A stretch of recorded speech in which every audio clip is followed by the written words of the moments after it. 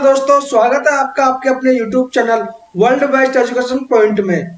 तो आज की हमारी जो क्लास है जनरल साइंस की, कल जो हमारे क्वेश्चन रह गए थे जनरल साइंस के, तो उनको हमने इस क्लास में ऐड किया है। तो क्लास आगे बढ़ने से पहले अगर आपने चैनल को सब्सक्राइब नहीं किया तो चैनल को सब्सक्राइब कर लीजिए और बेल आइकन को प्रेस कर लीजिए ताकि हमारी आने वाली हर नई वीडियो की नोटिफिकेशन आपको जल्द से जल्द मिल सके। तो क्लास स्टार्ट करते हैं हम। पहला क्वेश्चन है हमारा कि ध्वनि तीव्रता का सीजीएस मात्रक है। ध्वनि तीव्रता का सीजीएस मात्रक क्या है? आपको कमेंट सेक्शन में कमेंट करके आंसर बताना है कि ध्वनि की जो तीव्रता है उसका सीजीएस मात्रक क्या है। कमेंट सेक्शन में कमेंट करके बताइए कि इसका आंसर क्या होगा। कमेंट सेक्शन में कमेंट करके बताइए कि इसका आंसर क्या होगा। आंसर होगा इसका डेसिबल। क्या होगा? डेसिबल। कोशिका के किस भाग को साइट ऑफ कंट्रोल कहा जाता है? कोशिका के किस भाग को साइट ऑफ कंट्रोल कहा जाता है? कमेंट सेक्शन में आइए और बताइए कि कोशिका का कौन सा भाग है जिसे साइट ऑफ कंट्रोल कहा जाता है। कोशिका के किस भाग को साइट ऑफ कंट्रोल कहा जाता है? कमेंट सेक्शन में कमेंट कीजिए और बताइए कि इसका आंसर क्या होगा। आप आंसर साथ के साथ दें ताकि पता रहे कि हाँ भाई आपको इसका आंसर आता है या नहीं आता। कमेंट सेक्शन में आप कमेंट करके बताइए कि इसका आंसर क्या होगा। कोशिका के किस भाग को साइट ऑफ कंट्रोल कहते हैं?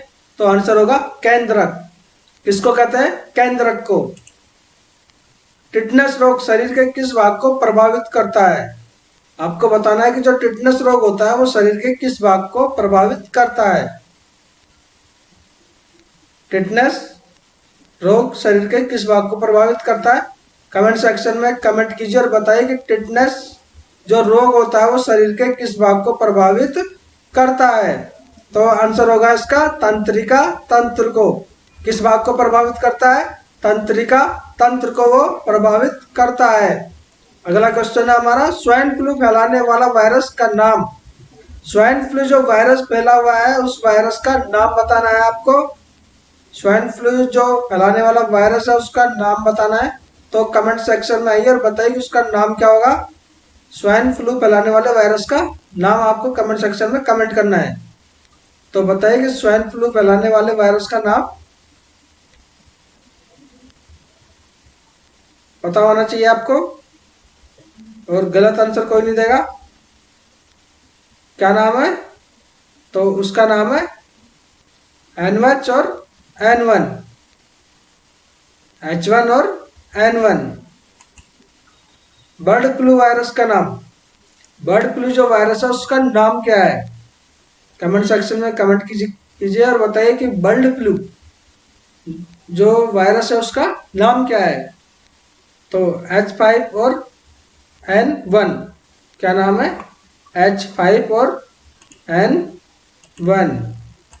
H5 और N1। ठीक है। अगला क्वेश्चन है, एनटीपी पर किसी गैस के एक गोल का आयतन होता है। एनटीपी पर किसी गैस के एक गोल का आयतन कितना होता है? एनटीपी पर किसी गैस के एक मोल का, गोल का नहीं मोल का, ठीक है, एक मोल का आयतन कितना होता है? कमेंट सेक्शन में कमेंट करके बताइए कि एक मोल का आयतन कितना होता है। एनटीपी पर किसी गैस के एक मोल का आयतन कितना होता है? कमेंट सेक्शन में कमेंट करके बताइए। आंसर होगा इसका 22.4 लीटर। कितना? 22.4 लीटर। टमाटर सॉस में कौन सा अम्ल पाया जाता है? टमाटर का जो सॉस होता है उसमें कौन सा अम्ल पाया जाता है?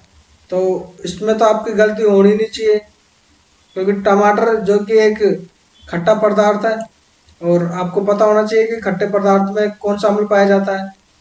तो कमेंट सेक्शन में कमेंट करके बताइए कि इसका आंसर क्या होगा। टमाटर सॉस में कौन सा अम्ल पाया जाता है? कौन सा पाया जाता है? एसिटिक अम्ल। कौन सा अम्ल? एसिटिक अम्ल। गोबर पर उगने वाले कवक कहलाते हैं। गोबर पर जो कवक उग जाते हैं उनको क्या कहते हैं? गोबर पर उगने वाले कवक क्या कहलाते हैं? कमेंट सेक्शन में कमेंट करके बताइए कि गोबर पर उगने वाले कवक क्या कहलाते हैं। तो आंसर बताइए, गोबर पर उगने वाले कवक क्या कहलाते हैं?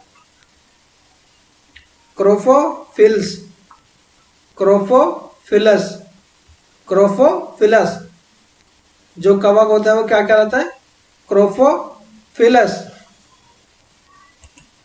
मच्छर भगाने वाली दवाओं में सक्रिय रसायन है। जो मच्छर भगाने में जो काम आती है दवाइयाँ, उनमें जो सक्रिय रसायन है वो क्या है? मच्छर भगाने वाली दवाओं में सक्रिय रसायन है।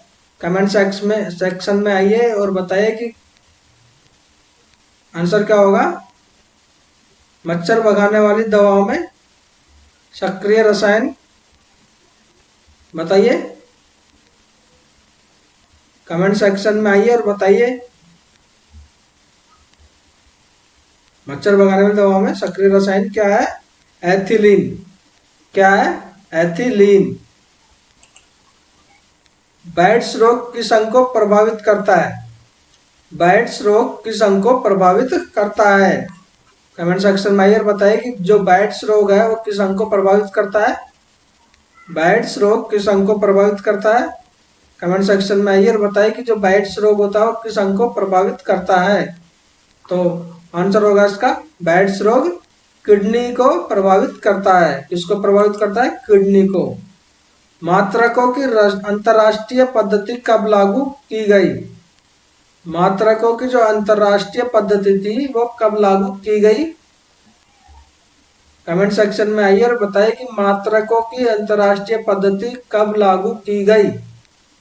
जनरल जनरल साइंस की हमारी दूसरी क्लास है। कल की जो क्लास थी उसके जो हमारे क्वेश्चन रह गए थे उनको हमने इस क्लास में लिए हैं।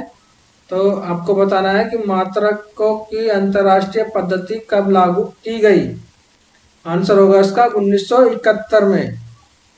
कब लागू की गई? 1971 में। पौधों में वृद्धि मापने वाला यंत्र कौन सा है? पौधों में वृद्धि मापने वाला यंत्र कौन सा है? कमेंट सेक्शन में कमेंट कीजिए और बताइए कि पौधों में जो वृद्धि नापते हैं कि यहाँ पर इसकी एज कितनी है पेड़ की, तो उसको नापने के लिए जो यंत्र यूज में लिया जाता है वो कौन सा है? कमेंट सेक्शन में आके कमेंट कीजिए और बताइए कि उस यंत्र का नाम क्या है। कौन सा यंत्र है? क्रिस्कोग्राफ। कौन सा ग्राफ? क्रिस्कोग्राफ। अगला क्वेश्चन है, क्रिस्कोग्राफ का आविष्कार किसने किया? क्रिस्कोग्राफ का आविष्कार किसने किया? आपको बताना है क्रिस्कोग्राफ का आविष्कार किसने किया। और ये अगला ही क्वेश्चन था हमारा, क्रिस्कोग्राफ क्या काम में आता है? ये जो पेड़ है उनकी आयु मापने के लिए। ठीक है, तो इसका आविष्कार किसने किया है? तो आविष्कार किया है इसका जेसी बॉस ने। किसने? जेसी बॉस ने। किसने किया है? जेसी बॉस ने। न्यूट्रिनो की खोज किसने की थी? न्यूट्रिनो, ये न्यूटन नहीं है, न्यूट्रिनो है। ठीक है, न्यूट्रिनो की खोज किसने की थी? क्वेश्चन को ढंग से पढ़े, हमेशा जल्दबाजी में आंसर ना दे। न्यूट्रिनो की खोज किसने की थी? कमेंट सेक्शन में आइए और बताइए कि न्यूट्रिनो की खोज किसने की थी। कमेंट सेक्शन में कमेंट करके बताइए कि न्यूट्रिनो की खोज किसने की थी। आंसर है पाउली ने। किसने की थी न्यूट्रिनो की? पाउली ने। अगला क्वेश्चन है, न्यूट्रॉन। न्यूट्रॉन की खोज किसने की थी? अब देखो, न्यूट्रिनो और न्यूट्रॉन दो अलग अलग शब्द है, तो आप ध्यान से पढ़ के जाएं। तो न्यूट्रॉन की खोज किसने की थी? न्यूट्रॉन की खोज किसने की है आपको बताना है। आंसर होगा इसका चैडविक। किसने की? चैडविक ने। जीवाश्म विज्ञान का जनक किसे माना जाता है? जीवाश्म विज्ञान का जनक किसे माना जाता है? आपको बताना है जीवाश्म विज्ञान का जनक किसे माना जाता है। कमेंट सेक्शन में कमेंट कीजिए और बताइए कि जीवाश्म विज्ञान का जनक किसे माना जाता है। आंसर बताइए। आंसर होगा Leonardo da Vinci. Leonardo da Vinci, ठीक है, किसे माना जाता है? Leonardo da Vinci. जीव विकास को सबसे पहले किसने समझाया? जीव विकास को सबसे पहले किसने समझाया? कमेंट सेक्शन में आइए और बताइए कि जीव विकास को सबसे पहले किसने समझाया। कमेंट सेक्शन में कमेंट कीजिए और बताइए कि जीव विकास को सबसे पहले किसने समझाया। तो आंसर होगा लेमार्क। क्या होगा? लेमार्क। स्टील को कठोरता प्रदान करने के लिए क्या मिलाया जाता है? आपको बताना है कि जो स्टील होता है उसको कठोर बनाने के लिए उसमें क्या मिलाया जाता है। स्टील को कठोरता प्रदान करने के लिए क्या मिलाया जाता है? तो कमेंट सेक्शन में कमेंट कीजिए और बताइए कि स्टील को कठोर करने के लिए उसमें क्या मिलाया जाता है। आंसर होगा कोलियम। क्या मिलाया जाता है उसमें? स्टील के अंदर कोलियम मिलाया जाता है जो कि उसको कठोर बनाता है। अगला, कार्य का सीजीएस मात्रक है। कार्य का सीजीएस मात्रक क्या है? कमेंट सेक्शन में कमेंट कीजिए और बताइए कि कार्य का सीजीएस मात्रक क्या है। कार्य का सीजीएस मात्रक कमेंट सेक्शन में कमेंट करके बताइए। कार्य का सीजीएस मात्रक क्या है? आंसर होगा इसका अग्र। क्या होगा? अग्र। रक्त के जमने से किस आयन की भूमिका होती है? रक्त के जमने में किस आयन की भूमिका होती है? आपको बताना है कि जो रक्त जमता है उसमें किस आयन की भूमिका होती है। कमेंट सेक्शन में कमेंट कीजिए और बताइए कि इसका आंसर क्या होगा। और अभी तक आपने चैनल को सब्सक्राइब नहीं किया तो चैनल को सब्सक्राइब कर लीजिए और बेल आइकन को प्रेस कर लीजिए। साथ ही अगर वीडियो आपको अच्छी लगे तो वीडियो पर लाइक कमेंट करना ना भूलें। रक्त के जमने में किस आयन की भूमिका होती है? तो कैल्शियम आयन की। कौन से आयन की? कैल्शियम आयन की। रक्त दाब को मापने वाला यंत्र है। रक्त दाब को मापने वाला यंत्र क्या कहलाता है? कमेंट सेक्शन में कमेंट कीजिए और बताइए कि रक्त दाब को मापने वाला यंत्र, उसका नाम बताना आपको। तो कमेंट सेक्शन में आइए और कमेंट कीजिए कि रक्त दाब को मापने वाला यंत्र क्या है। तो वो है सिग्मोमैनोमीटर। कौन सा मीटर?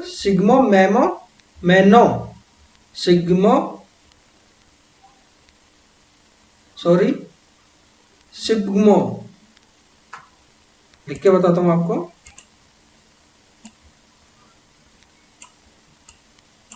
आधा स योगा सिप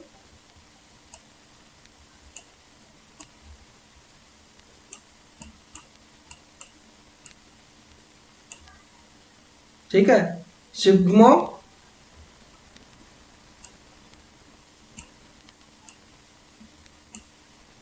मैनो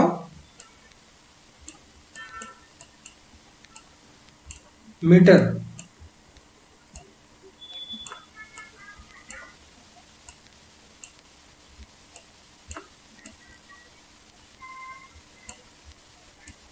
ठीक है, सिग्मोमैनोमीटर, रक्तदाब को मापने वाला यंत्र।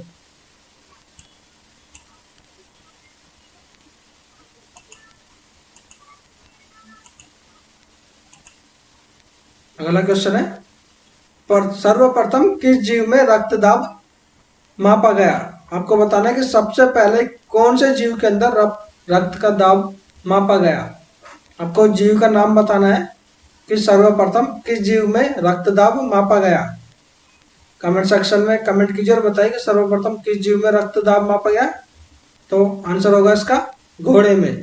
किसमें? घोड़े में मापा गया था सबसे पहले रक्तदाब। शरीर में पित्त का निर्माण कहाँ होता है? शरीर में पित्त का निर्माण कहाँ होता है? Very simple question. तो बताइए कि शरीर के अंदर जो पित्त का निर्माण होता है वो कौन सी जगह होता है। कमेंट सेक्शन में कमेंट करके बताइए कि शरीर में पित्त का निर्माण कहाँ होता है। आंसर होगा यकृत में। कहां पर होता है? यकृत में। लैंगरहैंस की दीपिका कहां पाई जाती है? लैंगरहैंस की दीपिका कहां पाई जाती है? कमेंट सेक्शन में कमेंट करके बताइए कि जो लैंगरहैंस है उसकी दीपिका कहां पाई जाती है। कमेंट सेक्शन में कमेंट करके बताइए और क्वेश्चन को ढंग से पढ़ें, जल्दबाजी में कोई भी क्वेश्चन ना करें। लैंगरहैंस की दीपिका कहां पाई जाती है? आंसर होगा इसका अग्राशय में। कहां पाई जाती है? अग्राशय में। आज का हमारा लास्ट क्वेश्चन, और अभी तक आपने चैनल को सब्सक्राइब नहीं किया तो चैनल को सब्सक्राइब कर लीजिए और बेल आइकन को प्रेस कर लीजिए। साथ ही वीडियो पर लाइक कमेंट करना ना भूलें और वीडियो को शेयर भी करें। तो लास्ट क्वेश्चन है हमारा, प्रथम महिला जिन्हें भौतिक और रासायनिक विज्ञान का नोबेल पुरस्कार मिला।